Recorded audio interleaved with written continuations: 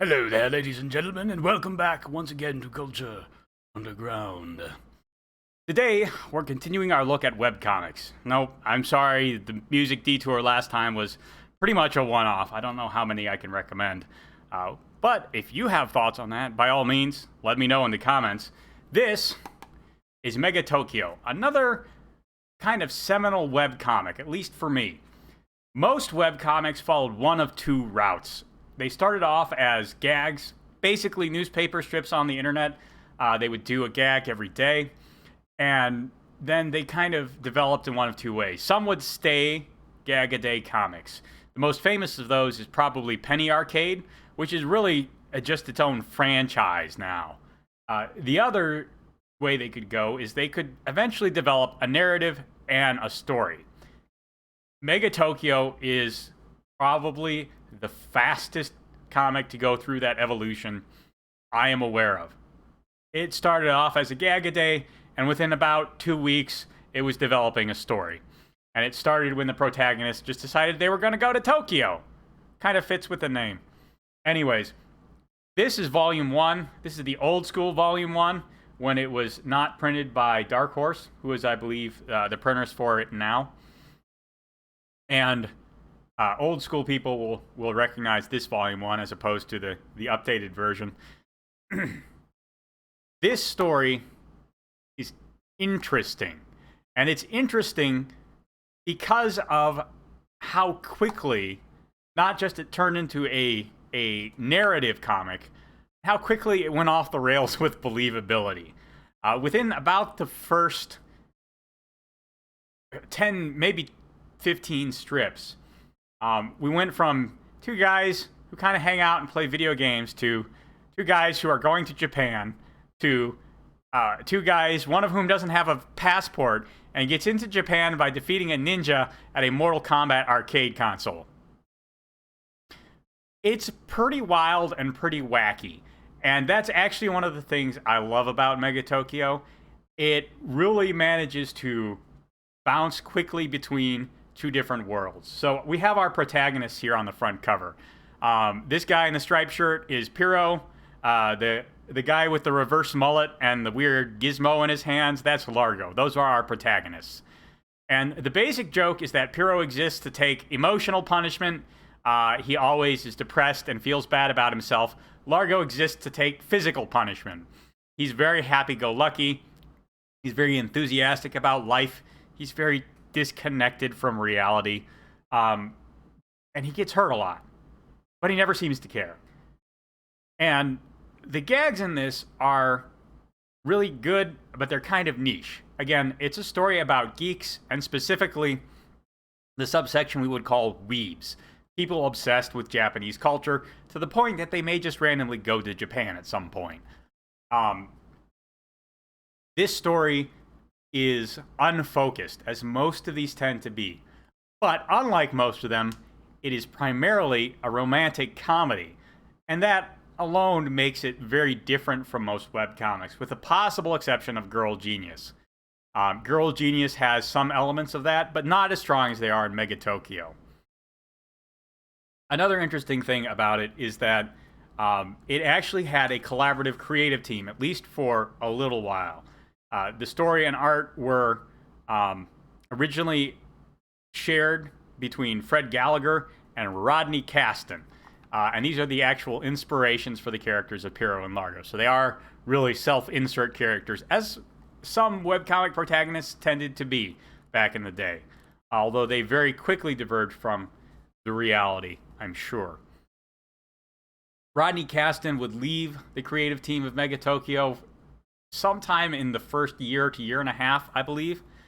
He was not with the project for very long, so really most of Largo's character is probably not as based in reality as Piro's is. And I want to point out that Largo never suffers for that. Oftentimes when webcomics have these kind of breakups in the creative team, the characters that were created by the person who's leaving the creative team tend to suffer. They tend to get written out very quickly, or they become the butt of all the jokes and they're no longer taken seriously, and all of their arcs and character development is just sort of tossed. None of that happens to Largo in Megatokyo. I think that's one of the stronger points of the story, because it's very important to have Largo there as a counterpoint to Piro, because Piro is very grounded in reality. A lot of the times he has a very simple and kind of tentative romantic relationship with one character, and he's very rooted in things like paying the bills and communicating with the family at home and all these other things. Whereas Largo just sort of swans off and does whatever he wants, and he hangs out with his friend the ninja, and he gets himself a job as an English teacher at a local high school in spite of having no credentials whatsoever, and bouncing back and forth between this kind of screwball slapstick comedy with Largo and the more nuanced comedy and emotional relationships of Piro is very satisfying. It's also hilarious when they overlap, as they do with Miho, this girl with the ribbons in her hair over here, because she is an important figure in both Piro and Largo's life, and she's actually known them since before they came to Japan, thanks to the wonders of the internet. And they both relate to her in wildly different ways. So that aspect of the story is, I think, the central charm of Megatokyo. There's great screwball humor in the clashing of personalities, the situations they find themselves in. There is a forward narrative. There are a lot of brick characters, people who will be introduced either in the background or as seeming throwaways who come back and become very important later on. So if you enjoy that kind of recycling of characters and seeing who these background characters were and how they lived their lives, you'll get a fair amount of that. What Megatokyo is a little weaker on is coherent plot, and that's always been a weakness of webcomics.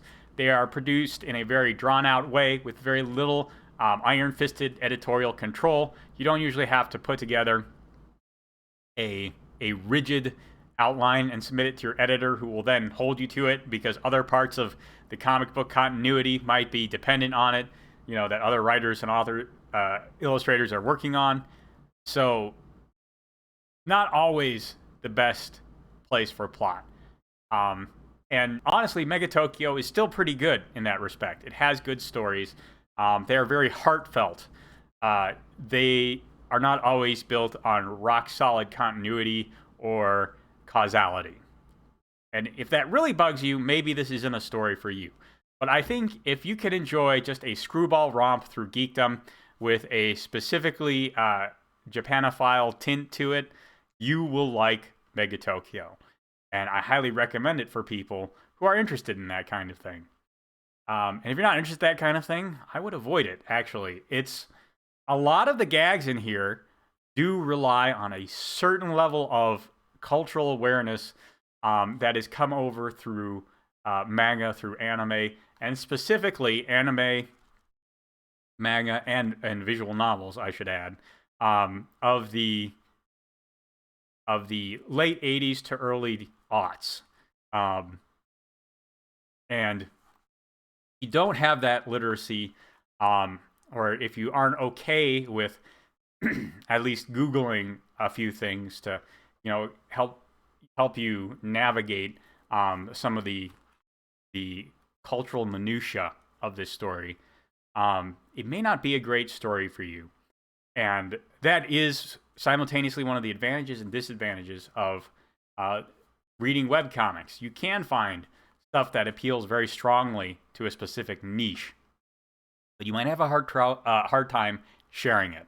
And that's, I think, one of the things that sets Megatokyo apart from Sluggy Freelance.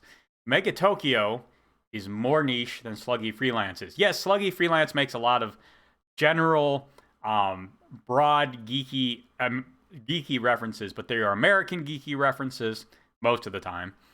And they are broad enough and in mainstream culture enough that people will at least have a general idea of what's being talked about, whereas with this story, not so much. And I don't think that's a criticism. I just think that's a hazard. It's part of the medium for better and for worse. So I'm not saying that Gallagher's made a mistake in tailoring his story that way. I'm not saying that audience members who attempt to get into this and are turned off because they require that cultural backgrounds are wrong for that. I just think it's a part of the medium, and you know, it's just something you have to watch out for. You don't if somebody, you know, gets stuck on a reef, you don't blame the reef.